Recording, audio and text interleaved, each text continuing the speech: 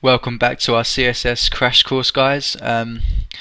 It's video 6 now, I think, and I'm still into the same day, Saturday night. Okay, I've got nothing better to do than sit and teach you guys CSS because I love it so much. But in this video, I'm going to go through links. I'm going to put our main website links below the monster. I'm going to move the monster down a little bit so he takes up this section of the header.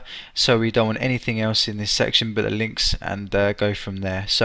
But before I do that, I forgot to put the overflow property within our footer, because as you can see in our footer we've moved the image outside of the actual element with using the position property. So I'm going to just to demonstrate this again, guys, if you forgot in the previous video, some web pages, if you've got a footer within another style which has an overflow property declared and it's hidden, and if I refresh, boom, we can't see the monster, all we can see is his feet. But yeah, put visible if you want to see the monster, if you want to see or anything outside of your elements. Alright guys, refresh. Alright, and as a side note, if I go on my Ear Stretcher Shop website, this is a website I made from scratch, guys, by the way, so I do know what I'm talking about, really. As you can see, this jQuery plugin here, the summer, there's an element here that goes across the, every time I roll over it, it stops.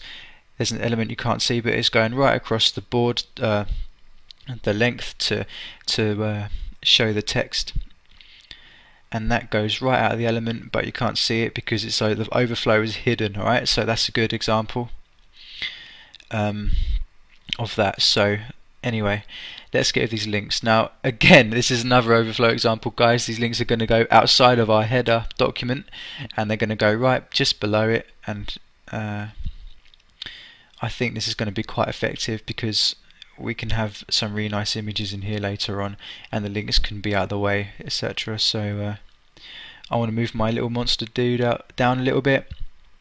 Header image, let's make this minus 20.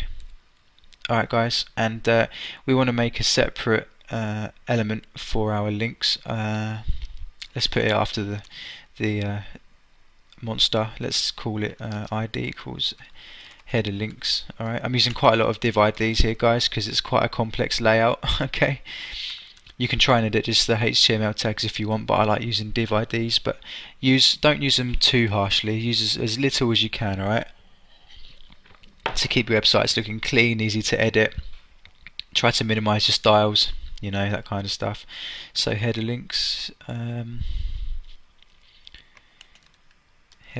let's make a new style for our header links, and again, position absolute, we want it to be on the right hand side, 0 pixel. Actually our monster's about, I'm guessing about 50 pixels wide, so I'm going to start it at 60 pixels in, and bottom, it's going to go down a bit, about, I don't know, 25 pixels. Let's try that to begin with, guys. Again, I haven't planned this out, I'm just working on top of my head. And the text align is going to be from the right. Right. Alright guys, so right, let's put in all of our links. Ahref, these pages don't exist, by the way, guys, on my desktop, but I'm just going to put them in this video. Home, well, this one exists, doesn't it? So index.html, sorry. Let's make a title for this link, home page. Sorry guys, it's not self-closing, and home. Maybe it's getting too late to do these videos, I don't know, guys, I'm making a lot of mistakes now. So let's put about contact. Let's just make a title. Let's make it for this one as well. These pages don't exist, but we're going to put them in anyway just to show you guys. And I'm going to put a dash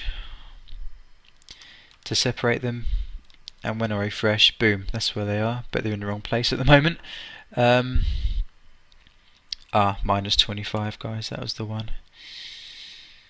Minus 25, because that goes from the bottom downwards. Alright, so that's actually too much. Let's try 15.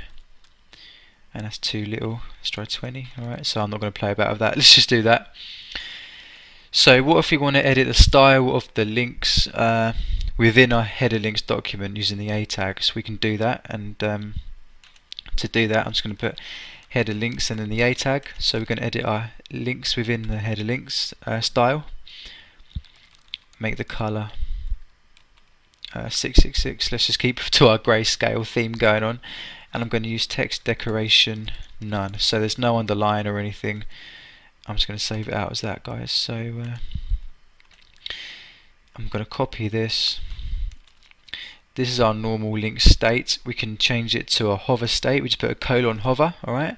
There are other states as well, but when the user puts their mouse over the link, it's called the hover state. So when the user does this, I want to make the color a bit lighter. So let's make it I don't know, 888.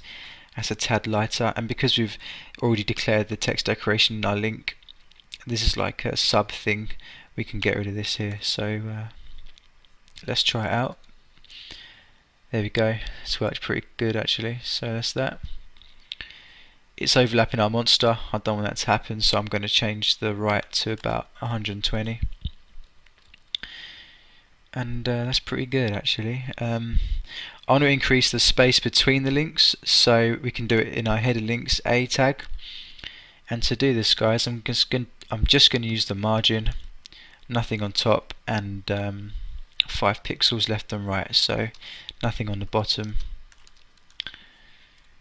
Boom, more spaced out now. And as you can see, guys, CSS is really easy to do. Once you know the properties, you can make an effective web page quite quickly and easily, and before you know it, you'll be making a lot of money online. So that's that.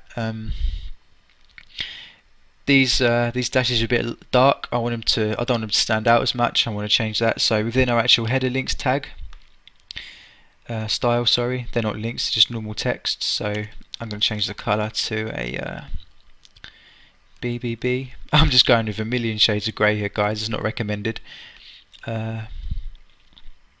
That's not dark enough, so I'm going to go with 777. Alright, guys, that's a little bit better, I guess. We can actually make it the same as the actual link itself, but I want it to be lighter than that, so that'll do. Alright, so as you can see, when we run over the link, it changes. Boom. This link works, but the rest of them don't. Alright, guys. Sorry. So that's our links, guys. Another way we can do this is with link lists in HTML using our UL and LI and what have you. I'll probably go through editing lists with CSS in the next video, but for these links, that's a pretty simple way to do it, and simple as that, guys. So in this video, we've went through links. This little dude's too low, I think. I'm going to put him a bit higher. So header image -10. Let's go back to the way it was. And now the links look dodgy, so I think what I should do is make this image bigger and spread it out a bit. But yeah, that's that, guys. I'll see you in the next video. We're going to go through editing lists and stuff, so I'll see you next video.